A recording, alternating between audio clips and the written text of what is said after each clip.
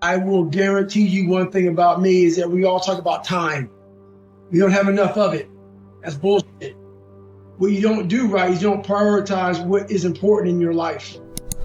And for me training and the things that I do on a daily basis, that's how I start to build my armor. I started finding self-esteem. Once I found that, that's when doors started opening up. I stopped caring about people, that what they thought, being judged. Wow, if I say this, if I started right now, are you gonna make fun of me? I stopped caring about that. And that's when my life started really changing for me, slowly but surely. I saw working out as a way for me to build calluses on my mind.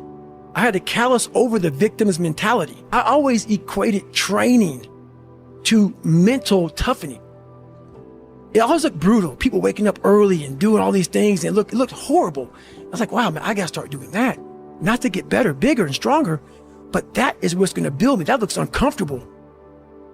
So I know how it is to be alone. You have to be able to flip alone on top of his head.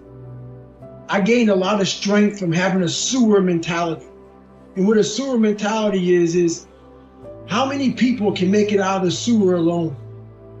With no coach, no trainer, no one to guide you, no one to mentor you, just having a straight up killer mentality, having a warrior mindset, having a round 14, I'm gonna get up mindset. And you have to learn to flip that loneliness into like total like power. And that's what I was able to do. I was able to like, you know what? If I can come out of this sewer that I'm living in my mind, if I can overcome all these things by myself, how much strength will I gain from this? That looks brutal. And getting up early, I don't want to do that. Some of this long list of things I don't want to do. And through that, I found myself. And you gain a ton of strength from it. So that's how I looked at my life growing up. I stopped looking at all the bad things that life handed me. And I started looking more as the ultimate training ground for where I want to go. My mental armor starts to get built up by doing these things that are uncomfortable for me. So I still hate running. You guys are getting up at 5 o'clock in the morning, running over here in this golf course. So I started seeing myself very differently than the average human being. I was like, hold on a second. I have something they don't have. I've never had a lot of people in my life, and I keep my circle real small. It's been my mom, and it's my fiance right now. And the more people you have in your life, the noisier your life gets. The more distractions you get in your life, the more shit you start to hear. Growth comes from a very quiet place in your mind. And when you can organize it, you have to organize your mind. And when you have so much noise and distraction, there's no organization in that. So I believe in keeping my circle real small, and those people know what they get from me. And I know what I get from them, and it keeps me going forward, never stagnant. And that's when I started to develop these things through working out. It was this great, never-ending work ethic. And through work ethic, I developed self-esteem. I always equated working out to struggle. And I struggled my whole life, but I ran from it. So I started realizing, man, I got to start facing the struggle, and I got to be mentally strong for the struggle. So that's why I started coming up with I'm training for life. Mentally, I'm training for life. I'm not training for I don't care about winning trophies. I don't care about winning anything. All I want to do is go the distance. And I found out on my own pretty much, is that through discipline, through self-discipline, through repetition, through tons of repetition of the same thing that you don't want to do, and that's the key thing. Through repetition of things you don't want to do, you develop mental, like an armor for your mind. You start to armor your mind, because your mind's like, okay, we suffer every day. That's what we do. We do stuff that sucks every day. So then when the suck stuff comes, you're ready for it. And that's how I started coming up. I just started being very uncomfortable. And now it's like just a way of life. And I am happy because this is my lifestyle. This is what I want to do. But trying to find your best self, you become unbalanced. And people always talk about this mythical creature called the balance. You want to be balanced. I think balance is a bunch of bullshit. Yes, I really do. You think for everybody? I think almost for everybody. Everything in my life, so I had a learning disability that I talked about. My physical gave me the self-discipline, and that literally has carried me over to, I can sit down and study what may take some people an hour to study. I have to sit down for maybe 10 hours to learn the same.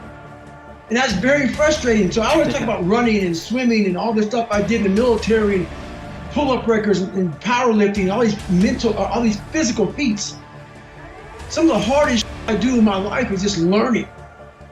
But I got that self-discipline from waking up at 3 and 4 o'clock in the morning to go out in the cold weather, to get my run in, to get my lift in, to get my swim in, to do those things. It totally transfers over to my learning. It's that self-discipline you gain from feeling good about yourself by overcoming yourself on the physical aspect of life. But I was like, because I kind of was preparing myself for the next part of my journey. I don't like to lay in my too long.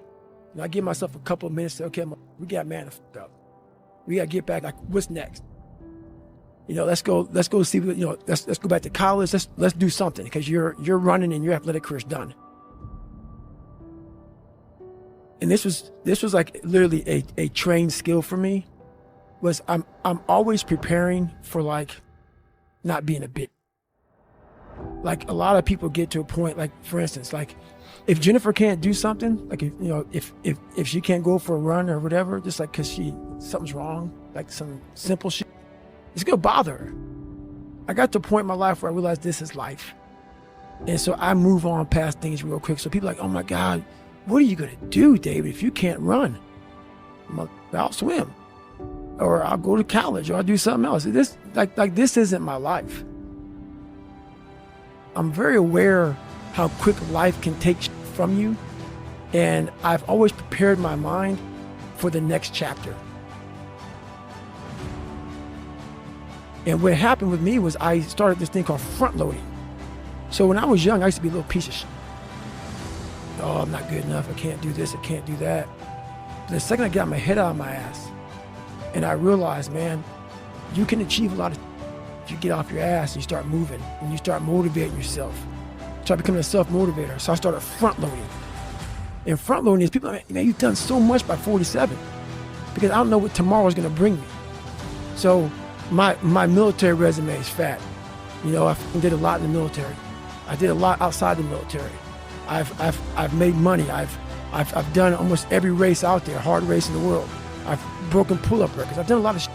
So when these bad times come, and also not like only that, like, work your ass off so you can enjoy. Yeah, you're taking a shot. You may not live to be old, but what if you do? And you worked your ass off when you were able, and you were able to get up early, able to grind. If you front load it properly, the back half of your life is money. And that's what I did.